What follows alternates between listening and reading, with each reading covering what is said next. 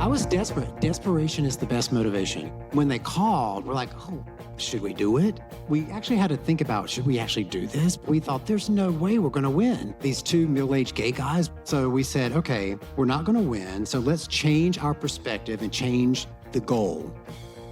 The Beekman Boys, Dr. Brent and Josh, are a collision of two incredibly different people with incredibly different histories coming together to achieve greatness.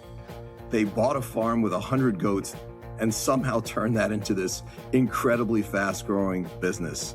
And once you get to know them, you start to understand why they're big personalities who bring an intelligence and a thoughtfulness to everything they do.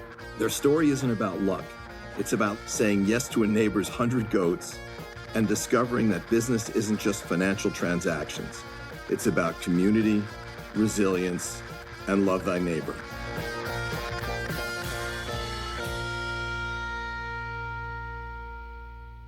Josh and Brent met online in 1999, back when that was still a novelty. So we met the old-fashioned way online. It was still dial-up online. Dial-up online, rotary phone dial-up online. In 1999, so we were in an AOL chat room, and we were just chatting, and we were really getting along, and I kept asking him to go out for coffee or go out on a date, and he wouldn't. He had never dated a guy before, and he was too afraid to go out to meet. So we talked for like 3-4 hours, and I became the world's first internet stalker because he wouldn't go out with me, but I kept asking him questions. I would say, oh, where are you doing your residency? Oh, Columbia? Oh, how do you get to work? Oh, you walk to work? How long does it take you to walk to work? Which direction do you walk to work? And so I figured out where he lived through the conversation, and then he was getting ready to disconnect, and I said, tomorrow night, 8 o'clock, I'm going to be at this subway stop near your house, and you're either going to be there or you're not. And he was, and he was. And we were together ever since, 26 years now. That was the beginning of a life together, long before there was a business, a farm, goats, or anything resembling a global brand. Maybe just start with, what is Beekman 1802? Just when I say that, what does that mean right now? Well, we call ourselves a skin health company based on the power of 2 key ingredients, goat milk and kindness. That's basically what we are today, is a skin health company. So tell us, maybe start with the farm and, how you even got the idea. Where was the conception of Beekman 1802? What was the actual origin thought before it became something? Well, the conception of the business was desperation. That's always a good place to start. And we'll tell you why. Well, we were two New York City guys. We were living and working in New York City. I was a physician. My specialty was in longevity and aging. And then I had gone back to business school. And after that, went to work at Martha Stewart and was heading up her health and wellness division, a new division to her company. Josh was working in advertising. This was the early 2000s. I had grown up in rural North Carolina, and he had grown up in rural Wisconsin. We had both come to New York City to make our fortunes, And we kind of had, we were in our early 30s. And we had our career path all set, right? I was going to be in advertising, work my way up the corporate ladder. He was going to work his way up in Martha Stewart's company. And then in 2006, we were driving in upstate New York.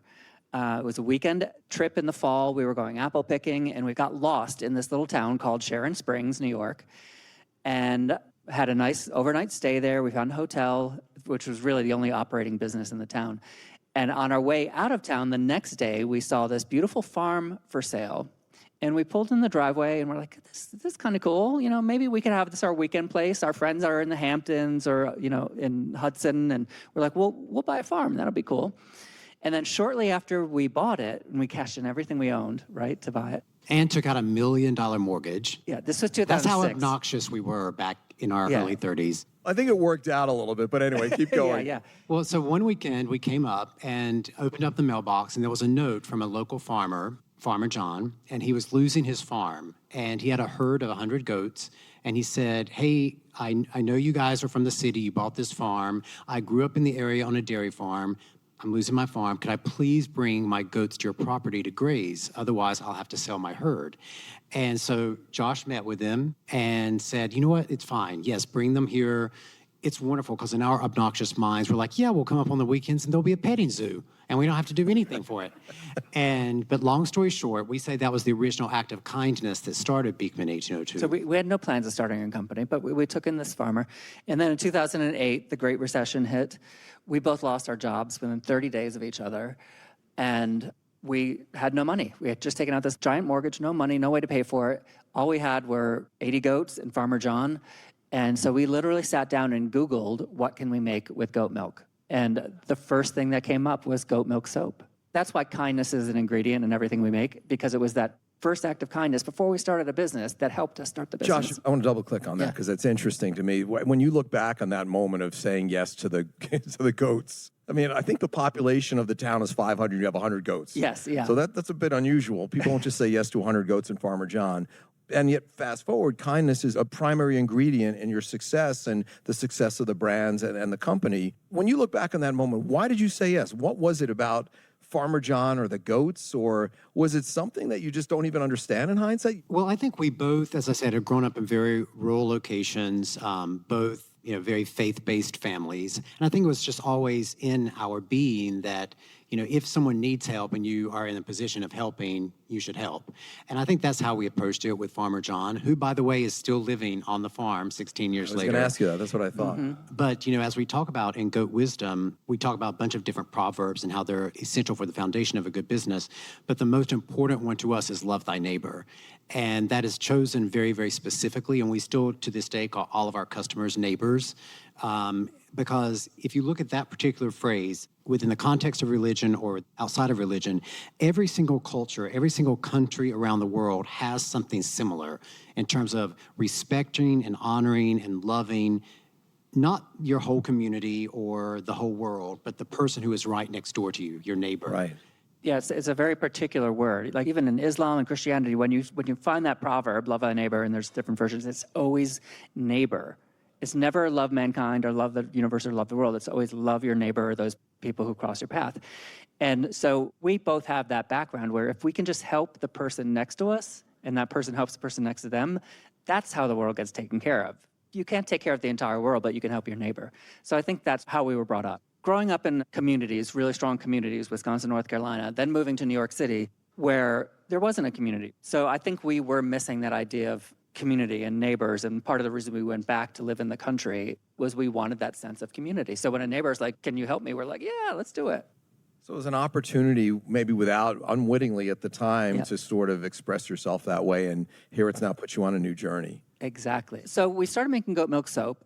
One of the first big orders we got was from a store called Anthropology, and they ordered 52,000 bars of soap. We were still making it soap by hand, wrapping it at our dining room table. I was freelancing. I had gone back to the city to freelancing and was trying to go back and forth. Brent was trying to fulfill this order, and he was wrapping bars of soap, and the deadline was rapidly approaching to get it shipped. And he was like, I can do it, I can do it, I can do it. And I sat in another room and timed him and said, if you wrap soap 24/7 until next month, you're still not going to hit the deadline.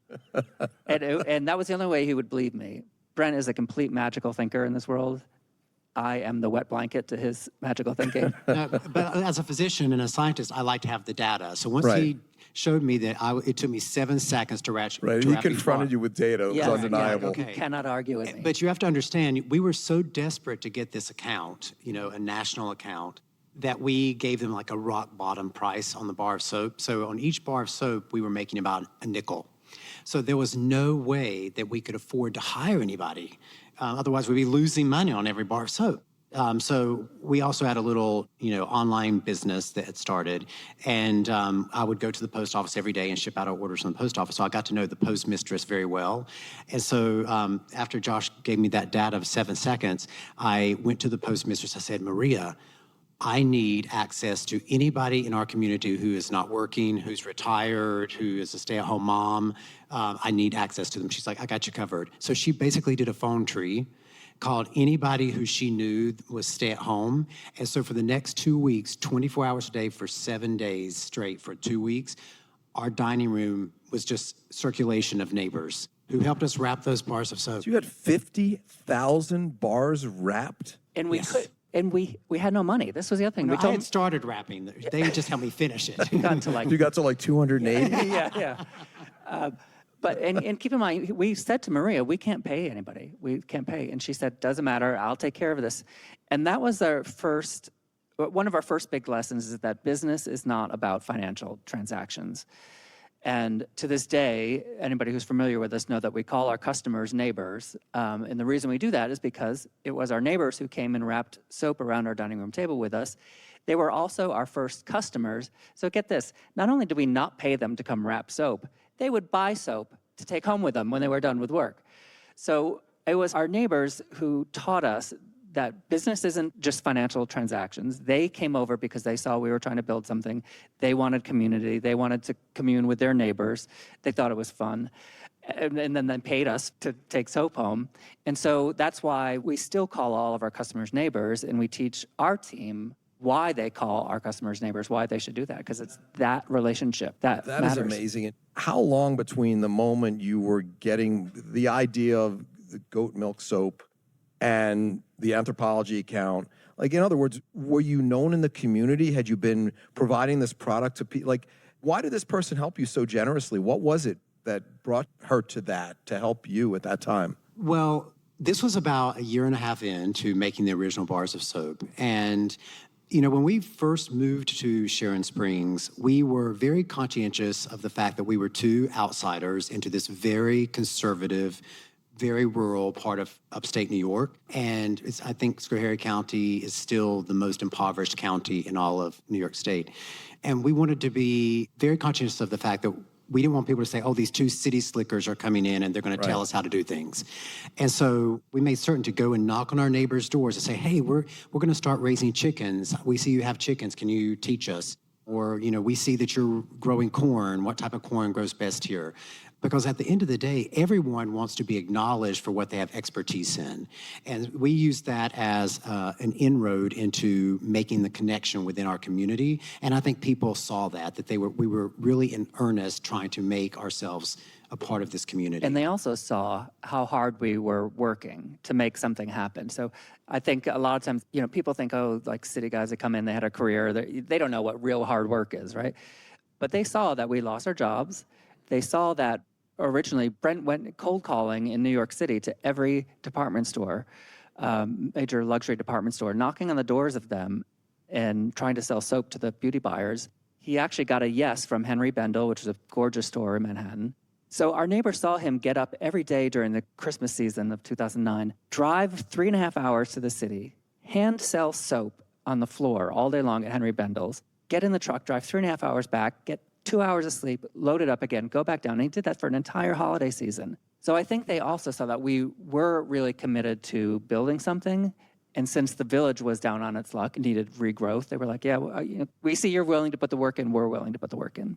Also, a sense of humility, too, you have to sort of ask neighbors for help in a very basic way, and them watching how hard you're working. As for Dr. Brent, you're a physician, you're on your feet wrapping soap. Like, how do you transition from where you had been? You're obviously a humble and kind person, but still, I'm just curious how you make that transition. Where did the commitment to the goat milk soap come from? Well, when we first started the company and we started selling it originally on our website, we just started getting these anecdotal reports of people who are like, this is really helping my skin. It's really changing it. And so I started researching, and the very first thing that we learned was that goat milk had the same pH as human skin. So when you cleanse with it, which is the most important part of your skin health routine is how you cleanse your skin, you're not disturbing the barrier of the skin. Now, of course, now every beauty company talks about barrier protection and, repairing the barrier. We were talking about that 16 years ago. And so I was just really, really passionate from the beginning about helping people, particularly people with very sensitive skin, and also just understanding the science of it, because goat milk has been used for hundreds, if not thousands of years to treat people with sensitive skin issues all around the world. And you can go to almost any country in the world and go to their farmer's market and someone is selling goat milk soap. That's just how universally known it is to treat people with sensitive skin. And I was just fascinated by that. Going to Henry Bendel, and you're not the first person to say, oh, how humble of a physician. I don't know. I was desperate. Desperation is the best motivation. And yes, there is a certain amount of kindness that goes into being a good physician, but also the science. Like I was intrigued by the science of it. And, standing on the floor of Henry Bendel with all these amazing saleswomen, I was probably the only guy on the entire sales floor selling product, and just watching them and how they made connection with the customer. And they took me under their wing for sure, because I looked like a deer in headlights, I'm sure. And just said, here is how you sell a product. And for me, the motivation of selling the product wasn't about the transaction. It was like, this product is going to make your skin better. And so I was just fascinated by it. It's purposeful. I mean, it's not a transaction, it's purposeful. And I think there's an authenticity to that. Unless you're my mother, who says, well, you fell in love with a doctor and you married a goat farmer.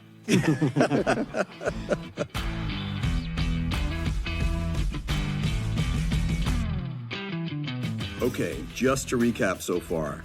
2008, both jobs gone within 30 days, $1 million mortgage, no money, a bunch of goats, and Farmer John. They Googled, what can we make with goat milk? The answer? Soap. They started wrapping bars at their dining room table, and Josh started writing about what was really happening, the messy, unsanitized truth.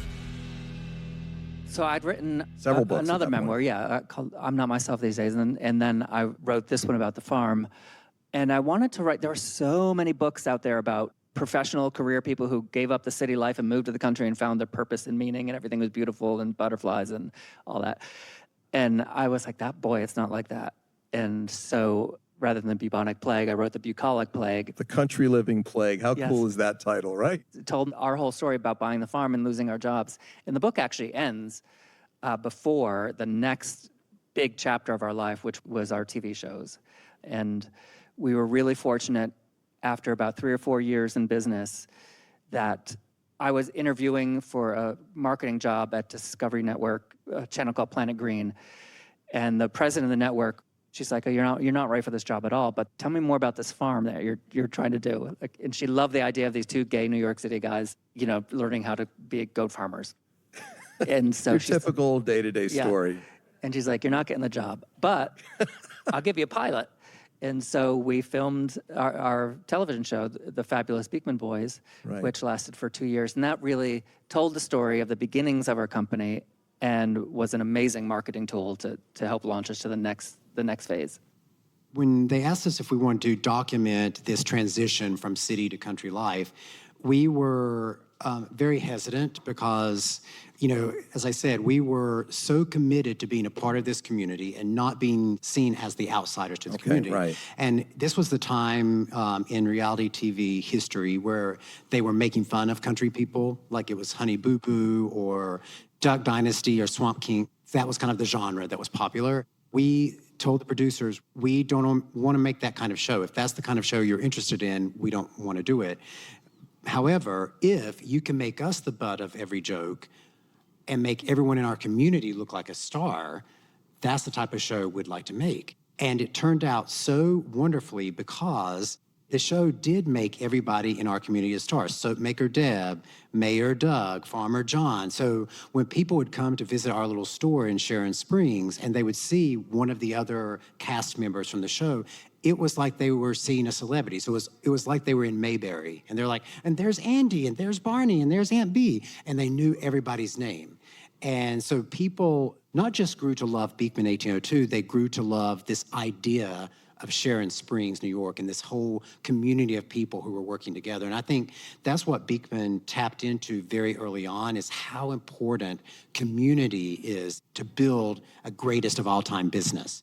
This is how powerful it was. We had our first cookbook come out because we still to this day raise or grow all of our own food on the farm. And so we'd written this cookbook, and we were at the Santa Monica Public Library doing a book signing.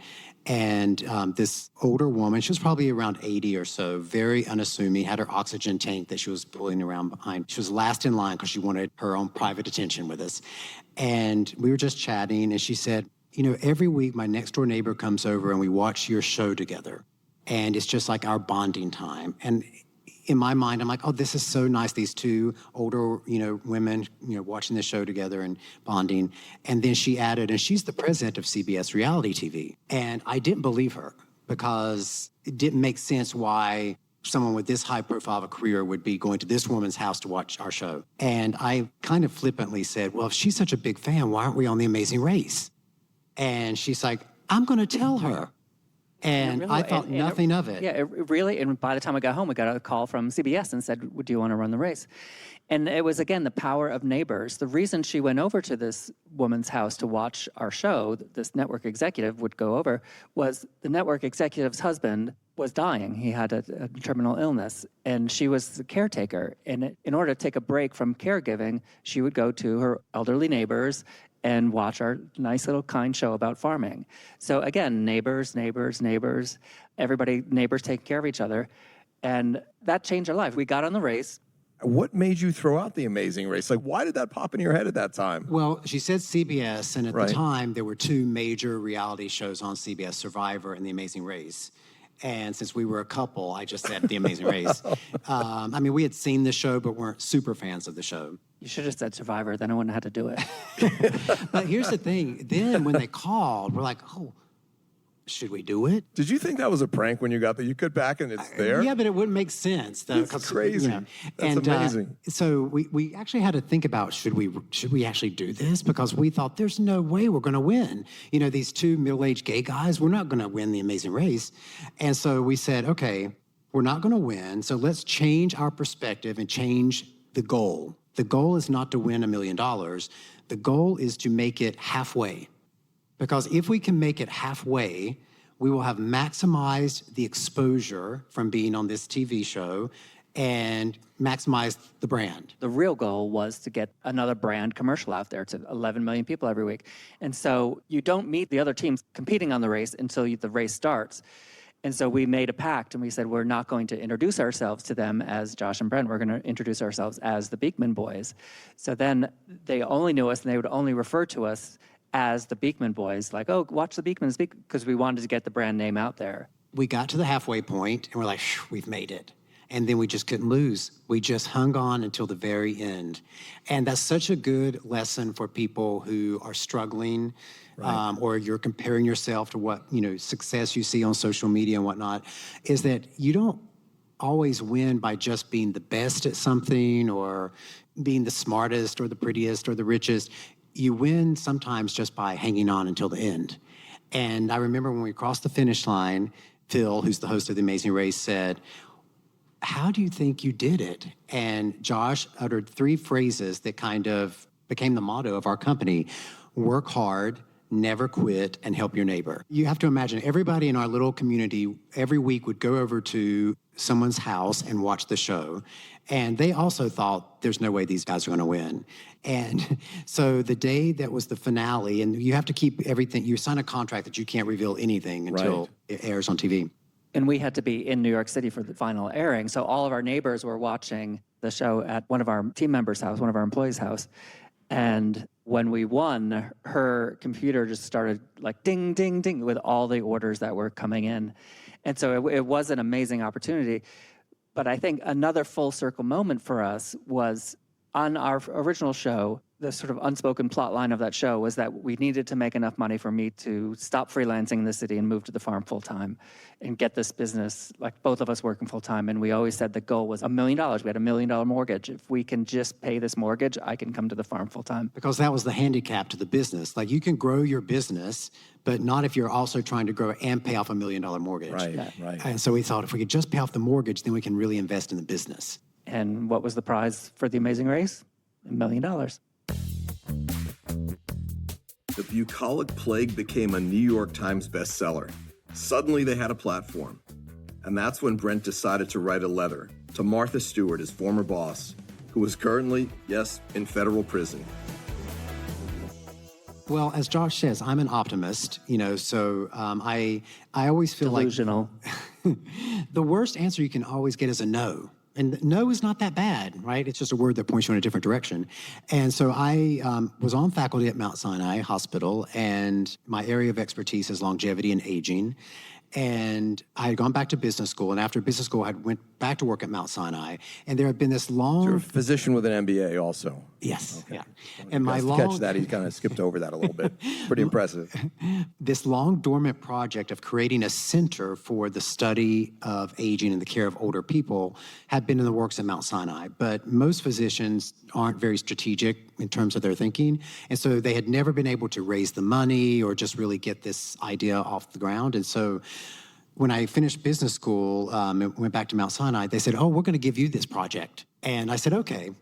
And so I thought, well, there are a lot of people in New York City who would want their name on a building at Mount Sinai. But before I go out and solicit a donor, I should have a beautiful design for this building. And so first I made a list of all of the star architects, like name brand architects that I could think of. And I.M. Pei was on the list. And for those of you who don't know, he's one of the most famous architects in the world, designed the pyramids at the Louvre, just very prominent architect. At the time, he was in his 80s and still working.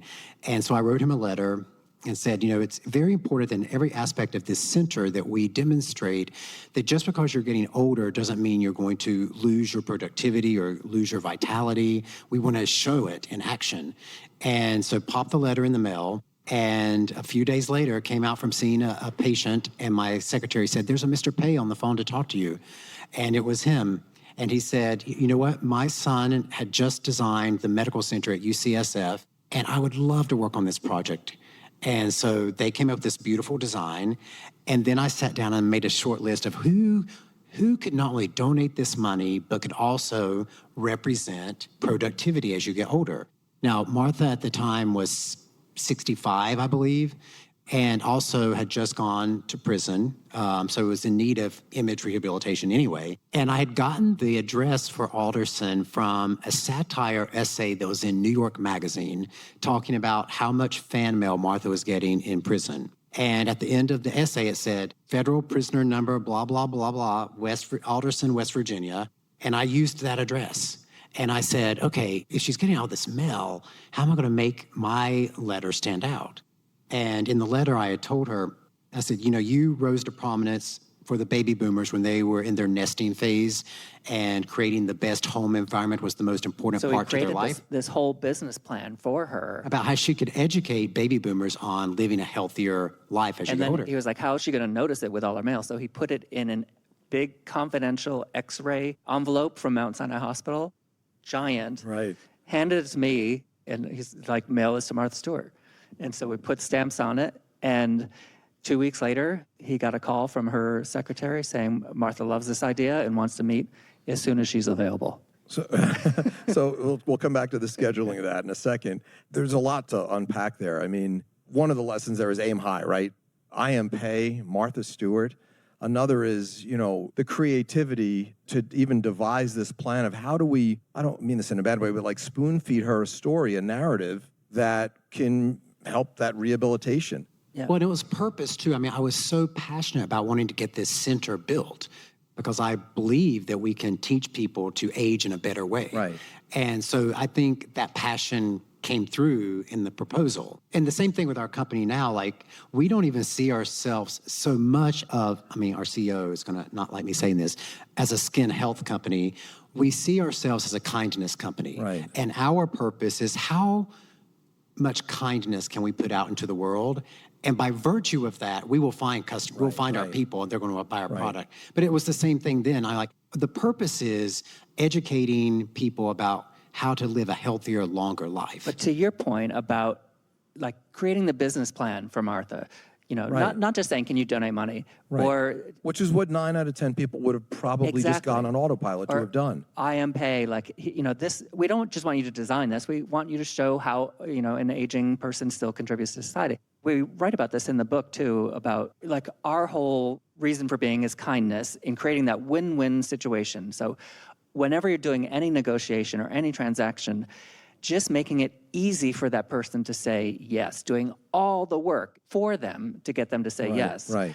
Create that business plan that they can just sign off on. I mean, the purposefulness and the passion is one thing, but then to really use everything within you to be creative, to say, my target of whatever it is we're attempting to achieve, what are the things that really matter to them, and then design your plan around that.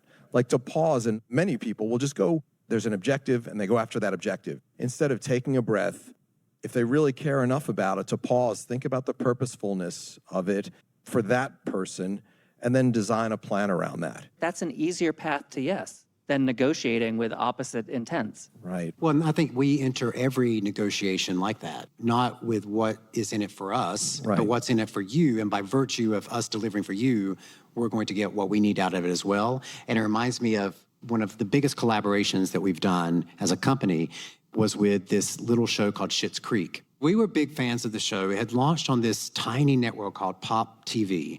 And we were such big fans of it because it was kind of our story, like these city slicker outsiders moving to this little town of, eccentric people, but everyone accepting one another. But we were always upset because we would tell our friends about it. And they're like, I haven't heard of it. heard of I haven't that heard show. it. It's on this- Because it was on this tiny little network called Pop TV. Well, they announced that they were going to do their final season. And we reached out and we're like, let us help you, see if we can get the word out about your show a little bit. And let's do a collaboration. If anybody watched the show, there was the Rose Apothecary was the brand that they had. So we're like, let us create a Rose Apothecary brand and we'll do a collab. It's going to get the word out about your show. Then they were like, oh, yes, thank you, thank you. Literally right after that, the pandemic hit. They got picked up by Netflix. And so they exploded. You remember how big it got.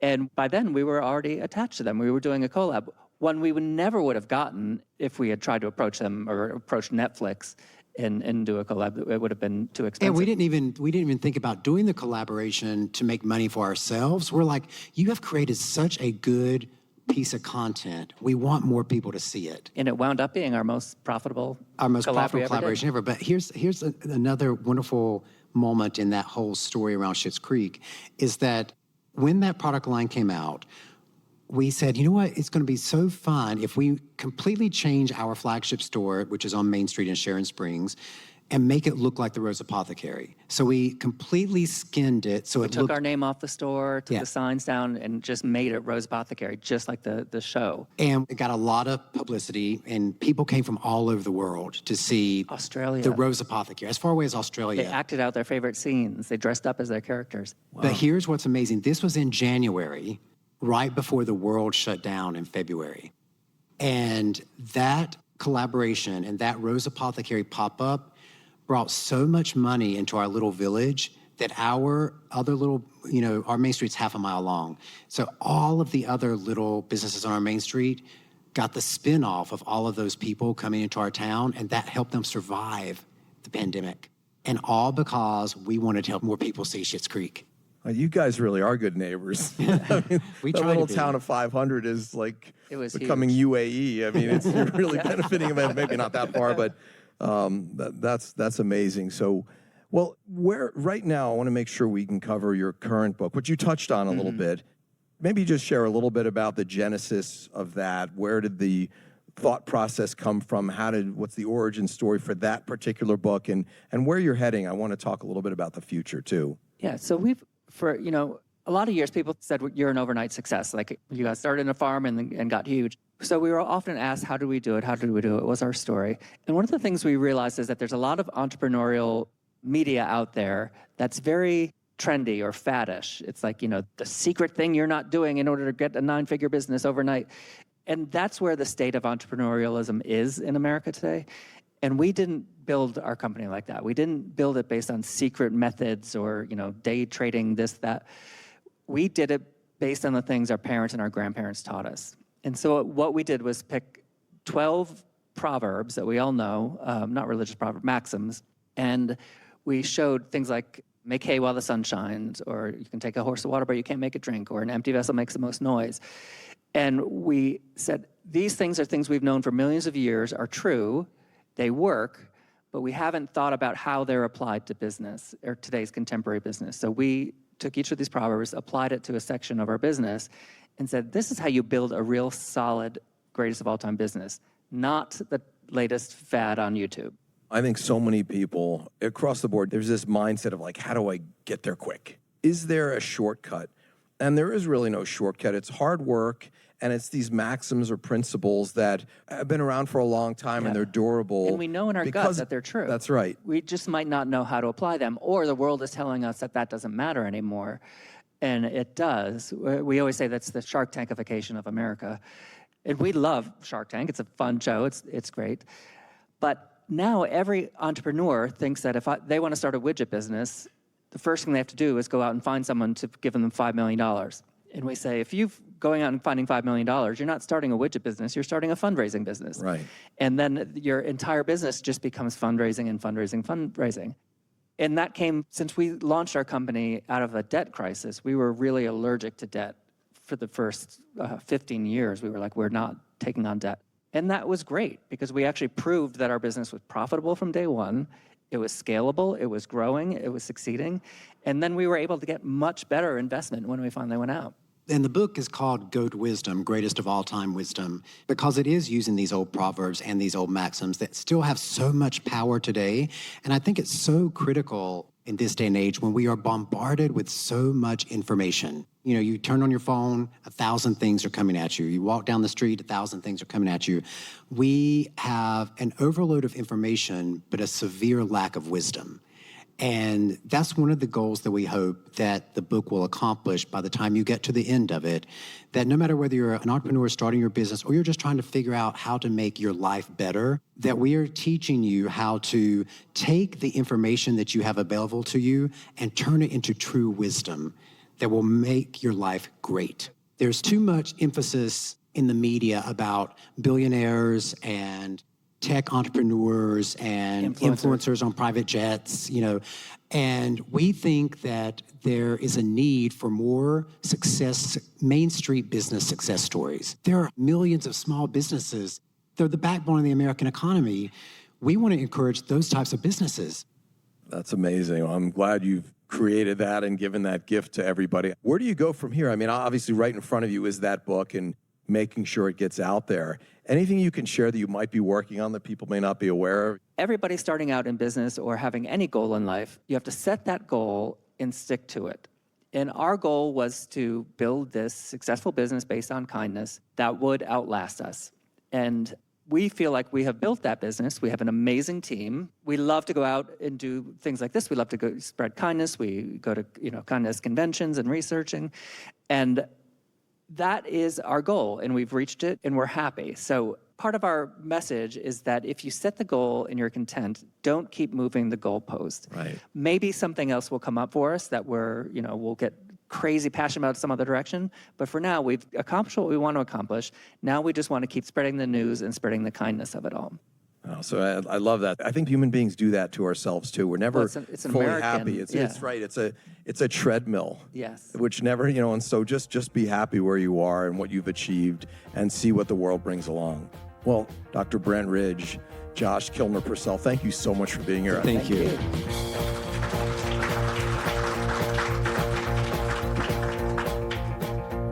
Love thy neighbor. It's a simple message, but it's a reasonable ask. And in practice, it's effective because it means showing up for people in real life, not someone on the other side of the globe or hypothetical, but right down the block, down the street. Josh and Brent said yes to Farmer John's 100 goats. Their neighbors showed up to wrap 52,000 bars of soap. And from that foundation of kindness, they built a $150 million company. Their advice? Don't move the goalposts. Set your goal, accomplishment, and then ask yourself, am I content? Did you do what you set out to do? The Beekman Boys built a business that will outlast them, based on goat milk and kindness, and they're happy. I'd call that a major success. I'm Jon Pertchik. Thanks for listening. Join us each week as we explore the transformations shaping how we live, work, and gather.